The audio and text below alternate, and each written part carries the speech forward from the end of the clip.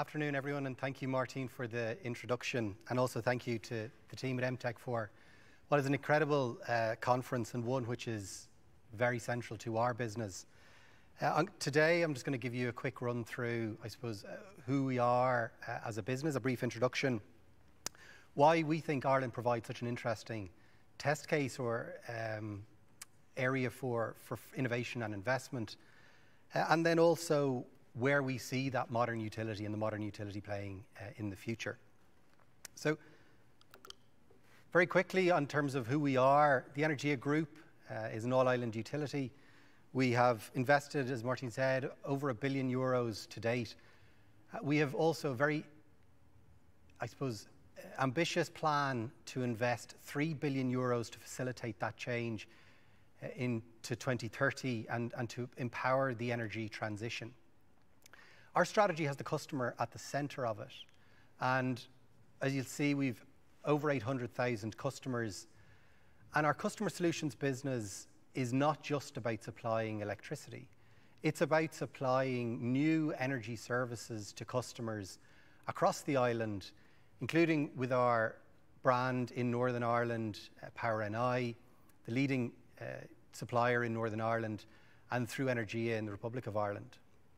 So this requires a change, not just in how we do business, but in how we approach things. And I'll touch on this in a few minutes, but data becomes key. And again, really heartened to see data as a core aspect of this conference and the importance of cybersecurity. On renewables, then, another area where the group strategy is predominantly focused. Today, we've 309 megawatts of owned and operating wind farms, but under contract, we have almost 1,300 megawatts, which represents almost 25% of all of the wind on the island of Ireland. We are also investing heavily in battery storage, looking at the future. We're also the energy partner on the hydrogen buses that were mentioned earlier that are being driven around Belfast today. And we've also a very ambitious plan for over 3 gigawatts more investment in onshore wind, to very significant offshore wind projects with the potential for that to grow further, in solar and a number of other areas. We also, through our flexible generation business, own and operate 2 combined cycle gas turbines just at Dublin Airport. And the combined capacity of those is 747 megawatts. And in a company that is focused on the future, there is probably a question mark as to what role gas will play.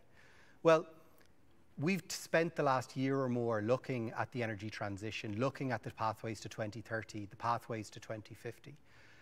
And large combined cycle or large gas-fired units, such as Huntstown, which are strategically located in the demand centres, will be crucial to meeting demand when electricity from renewable sources is not there.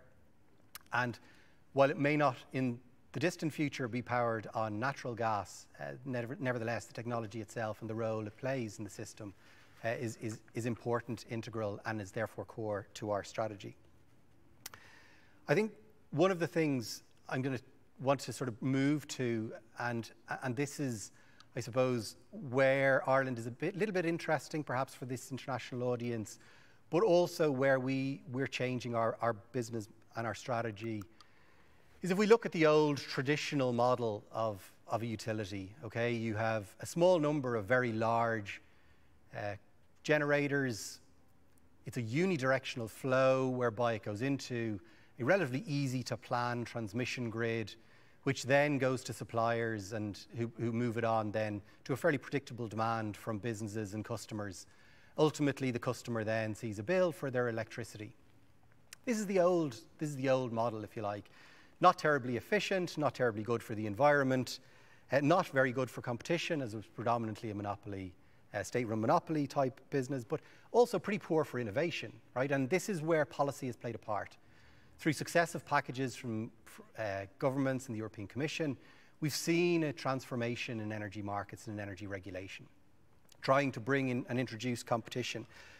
But core to this traditional model was a safe and secure system. That safe and secure system, those 2 principles, still remain at the core of what we're trying to do. It is, I think, for debate as to whether that assists or inhibits the innovation that's going to be required, for example, to halve our carbon emissions in the next during the next decade. So, as I said, policy has changed. We're now looking at least 70% renewable electricity on the island of Ireland. We don't have a large amount of hydro, so we are looking at intermittent technologies, predominantly onshore, offshore wind, and also solar. That brings its own challenges. But our TSO has assured us that by 2030, there'll be 95 to 100% of renewable power on the system at any one time. Hugely ambitious target to set, and one which we need to deliver if we're to achieve these decarbonisation targets. But there's a lot of policy discussion going on at the moment, including here in Northern Ireland, where the new Northern Ireland Energy Strategy has recently closed for consultation. And we've set out in our response to that what we think is a really ambitious but attainable vision for Northern Ireland. And this is where I think Northern Ireland is particularly interesting. It is and can be a microcosm for the transformation that needs to happen across the world. In Northern Ireland you have, and indeed across the island of Ireland, you have a relatively small system, but it has limited interconnection. It has a huge dependence in terms of renewable targets on intermittent technologies, and it has a grid that will have to deal with that and manage it. If we fast forward in Europe to 2030 and beyond, that's essentially what has to be in place, albeit at a far greater scale. Northern Ireland, therefore, presents this really interesting sandbox, I think, for overall innovation and attempts to look through to the future of this. And we're involved in a number of these already. So if we look at the hydrogen buses, as I said, around Belfast, we're the energy partner there. Artemis, earlier on, you'll have heard from, again, really, really interesting project. And again, we're the energy partner here, where hydrogen plays and can play a significant role in the future in terms of maritime transport. These projects are enabled by funding, and it's that funding which allows us to start to look at these really interesting aspects of the future. If I look at the future, I'm not going to go through a lot of the stuff that I've put up on the slide today. The main message from this is that all of the areas have now expanded. They haven't just expanded, but they are now interrelated. So we have large volumes of wind, which now customers can directly contract for through renewable corporate power purchase agreements. We have customers who've become generators. We have potential battery storage in the home, and in fact, we've trialled a project with a battery operator in the UK, Moixa, where the grid have effectively had access to batteries in the home powered by solar on rooftops. Microgen, we have over 10,000 microgen customers in Northern Ireland. This is the future. This future is enabled by data. The transmission system needs to plan for a far more diverse and disparate system. It's a challenge, but it has to be achieved. It can also be the vector in order to realise further hydrogen. But balancing of all of this, and this is where I get to the role of the utility, it isn't about doing all of these things or turning customers up and down. It is about how do we bring it all together? How do we operate it efficiently and effectively? And here utilities have vast experience in terms of trading all of these aspects of electricity, and indeed have a large pool of customers. So if I look to the role technology is going to play in innovation, we're not the innovators. I think we've accepted that. We will play our part, but ultimately we can provide a route to market. We've provided trials for others. We're very keen to provide more trials into the future. And as I said, we've been a trusted energy partner on a number of initiatives already. On investment, it's what we do. Long-term complex investment is what utilities do, and it's what we're keen to do and will continue to do into the future. Data, I've mentioned, is the key enabler. It's a focus of this conference as well, but it will be critical to unlock the efficiencies in the future energy system and to provide for the relevant analysis in a secure and sustainable way so the customers can continue to operate. And finally, there's trust and behavioural change. We're not going to bring about that change unless we make things simple for people. One bill with a lot of services on it is what utilities can offer. We have a large customer base, as I mentioned already. We can make it easy.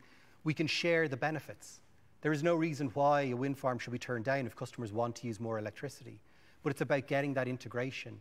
And again, we see that centrally as our role as a modern utility. So I want to thank you for taking the time to listen to me. we're very keen to talk to people out there who are keen and interested in getting involved in investing or trialling products in Ireland and Northern Ireland. Northern Ireland, as I said, can really be a sandbox for this change. It brings forward the challenges that are going to be faced in the future. So with that, I just want to thank everybody, and I want to obviously look forward to hopefully seeing you all in this amazing venue next year. Thank you.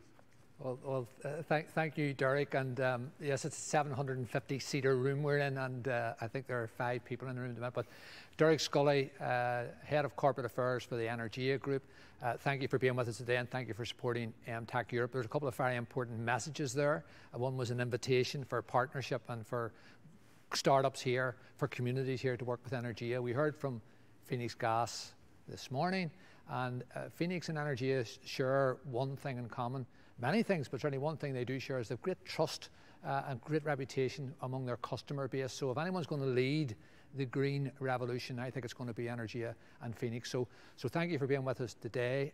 Derek, you did remind us one other crucial thing. The government here, the Department of Economy, has in front of it a consultation paper on energy, on green energy. Gets us into trouble occasionally, green energy policy, but this is a revolutionary policy, and it's very important the message goes out from EMTEC Europe to our politicians that we need this consultation period to close as soon as possible, and then we need movement very, very quickly to facilitate the type of partnership you're talking about. So thank you for being with us today. Thank you, Derek Scully.